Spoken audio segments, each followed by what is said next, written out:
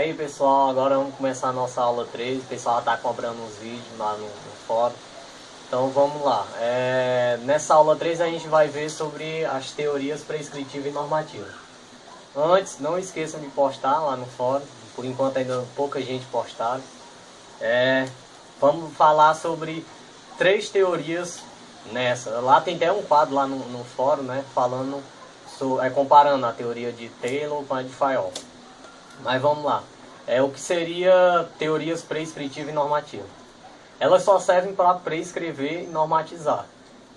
O objetivo delas, elas foram feitas através de observações. É por isso que serve como normativa. Vamos lá. Dentro dessas prescritiva e normativa existem 3 teorias, que é a teoria científica, da administração científica, teoria das organizações e teoria das relações humanas.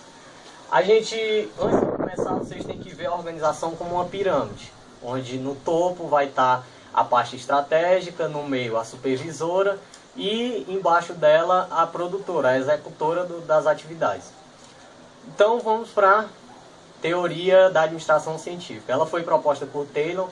Taylor ele observou que as indústrias, as fábricas, eles trabalham com movimentos repetitivos, o patrão só quer saber de lucro. O salário deveria ser proporcional ao tanto que o trabalhador produziu. Nela também observa-se que não tem nenhuma relação com o trabalhador, ou seja, eles não veem se o trabalhador está fadigado do serviço nem nada. Eles pensam na obtenção de lucro. E é interessante que ele pensa também na redução do desperdício. Ele pensa na redução do desperdício proporcional ao aumento da produtividade. Tem uma frase aqui lá do material de vocês que eu achei interessante que resume bem o que seria o Taylor, né? O que o Taylor tinha proposto. Ele diz o seguinte: é uma doutrina econômica e tecnocrítica sobre a organização do trabalho, destinada a obter o máximo de rendimento com o mínimo de esforço e no menor espaço de tempo. Nessa parte do Taylor é interessante que ele diz que todo mundo tem que saber fazer, só que com um detalhe, tem que saber fazer bem, não adianta só saber fazer.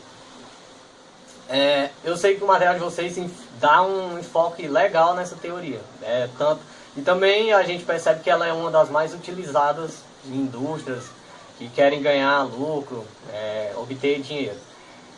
E vamos para a próxima, que seria a teoria de Fayol, que seria a da teoria das organizações. O que é que ela diz? É importante antes dar uma diferenciada, né? Que lá no fórum de vocês tem para diferenciar, mas eu posso dizer que uma das grandes diferenças delas está no trabalho, da observação.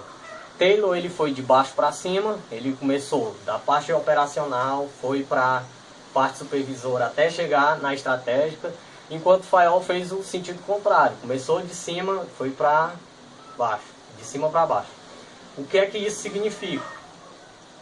Fayol ele defende muito a estratégia, ele acha que a estratégia é o ponto-chave para o sucesso da organização. Só que ele também foi muito criticado, ele teve algumas críticas em questões mesmo de... ele não observava